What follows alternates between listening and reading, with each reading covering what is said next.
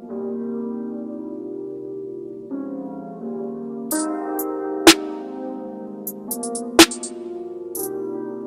it do? Beer Gang Bacon Bits Beautiful People, your girl poet, Midday Shenanigans, WPGC TV, live, Ritz-Carlton, Washington, D.C. The countdown is official. Black Panther is coming whether you are ready or not. I got my outfit ordered 2 years ago, so it's not a problem for me. But on February 16th, we will be watching History in the Making, and I have the honor and the pleasure of sitting with the man, the myth, the legend himself, Ryan Coogler, who is bringing this film to us. How are you? I'm hanging. Maintaining a very busy schedule, Yeah. I would assume. How has this been for you? Like, did you expect this kind of just energy and all this activity around Black Panther when you were first putting it together? Nah, not at all, man. It's. I mean, for us, we were just trying to make the best movie we could, and I still feel like that. You know, like I'm just hoping that the movie connects. I honestly feel blessed that people are excited though. You know, and definitely feeling the positive vibes around it. But you know, for us. And for me specifically, I know making movies are hard, man. And just making one that functions is like is hard. It's like almost impossible. I'm not sure how you did it. Like, there's some heavy hitters in this film. There's some unknowns that after seeing it, I wanted to learn more about them. So, who was that? Like, I didn't know about Letitia. Uh-huh. I had never seen her in a film, but Right. how she rocks out. And it was that sprinkling of, from watching the movie, it was all the things that I've been consistently told as a woman of color that I could not be or I was not Right. without the help of a little extra. To see this young queen mastering technology, to know once I started researching Black Panther that he was actually considered one of the top smartest, like one of the top 8 smartest people in the Marvel universe. Right. So for you to bring those kind of stories to the forefront, here's this cast of color in every like hue that I could think of. It was magical for me. So I don't know if you ever get to have these kind of conversations with people after they see your work. Not really. I mean, like we just been grinding, like doing it. Like we worked on the movie, finished the movie, and then premiered it, and then left for the press tour, like pretty much right after that. So it was you know, we haven't had a chance to like really like sit and like hear like. So it hasn't even hit you yet that you have done something real magical in this moment.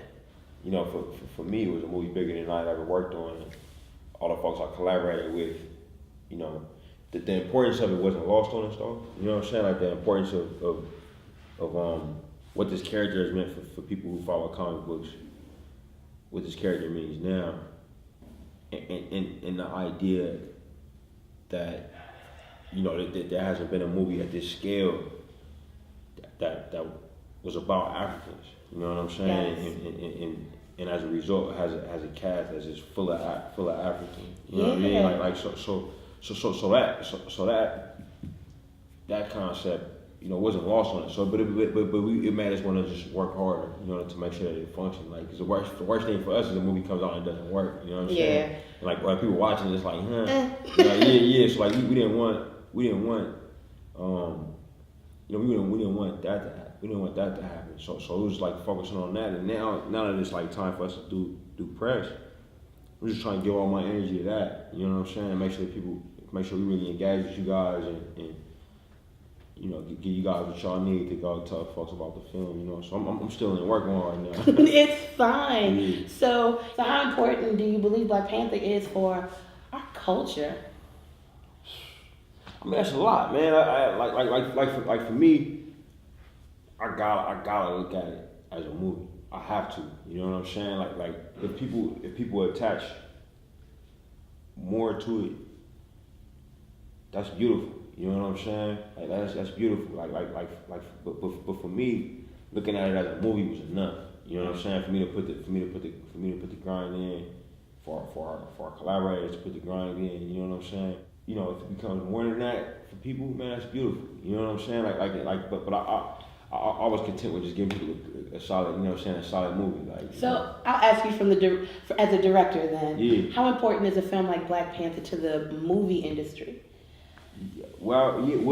Like I think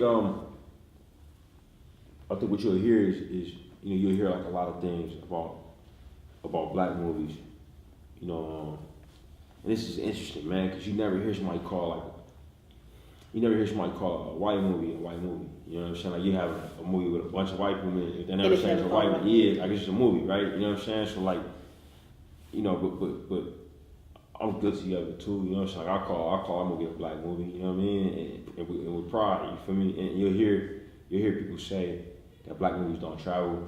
And we got opportunities with this because we're working with like such an amazing studio in Marvel and such an amazing studio in Disney. That had a pull and the size and the manpower. I should say people power. Yes. To push the film in different countries.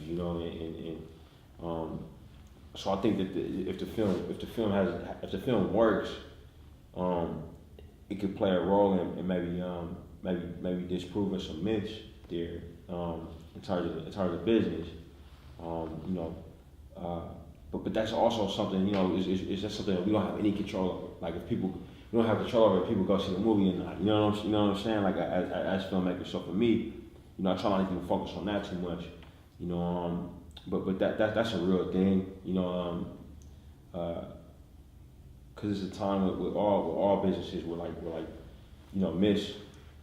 myths about certain people, a lot of times myths about us, that hadn't really been proven either way existed and stopped people from getting work. You can look at that in the sports industry. You know what I'm saying? Like industry. Yeah, it was a time, and it was a time in basket in the NBA where people thought that we can't put black people out here in these games. Nobody would come to see the games. So that was literally a thought process. And then next thing you know, one black player plays and nobody stops coming, and then two black players play. Oh man, look at even more people coming. And now you look up and it's nothing for a black person to be in a professional athlete in this country. It's commonplace. You know what I'm saying? It's as if it always was the case. Yeah. So I think that the film industry. On the 16th, we'll see a movie where you thought you couldn't have a starring black cast do a breakout box office numbers. You're about to see that 12-fold. That'd be nice. Oh, I'm gonna claim it for you. Okay. You're ready to. Now, before I let you go, I've got to ask. Now that we have Black Panther in theaters, I'm gonna ask later about Black Panther 2 because I'm here for that, and I'm hoping to have a walk on roll. But if you could make any film, your budget limitless, your talent roster, anything you wanted to do, what kind of movie would you? No. Yeah, I don't know. Yeah, like I said, I'm still on this. It's hard for me to even think about. It's really hard for me to think about something else. So whenever you make a movie, like whatever the movie is, how long does this stay? Like this is your focal point only before you start thinking of. I think as long as I'm actively working on it. With my last movie, I started talking to. After I finished Creed, I started talking to Marvel about this, but I couldn't really engage with them until after I was done. And on that situation, I had some time between finishing the movie and we started this process. You know what I'm saying? Like it wasn't like we finished it and then premiered it. You know what I mean? We finished it, locked it, we're done with it for a little while, then we premiered it, then we started doing press. You know what I'm saying? With this movie, we literally just finished the movie right before the premiere. You know what I'm saying? Premiere was I don't know what day it is. I think premiere was last week. Yes. Maybe. But as soon as we premiered it, press started. So I ain't had time to really come out of this, and it's probably a good thing because we're still in this process. Well, the sky not the limit for you. You are doing amazing work, and I can't wait to speak to you on the 17th so you can tell me that we did box office numbers, and then you can start telling me about part 2, because we know that's coming, whether he wants to share it with us or not. It's your girl, Poet. This is WPGC TV. Ryan, thank you so much. Nice talking to you. Can't tell you thank you enough. The movie, I could tell you in 3 words, would have to be effing fantastic. I walked out wanting to change the world and do things. Oh, man. And I don't know how it's going to touch everybody else, but from a young girl of color that grew up in foster care, you were speaking to my heart. And to see all of those people on screen in the varying ages and just generations, thank you for the work that you do. I can't wait to see what you do next. Thank you.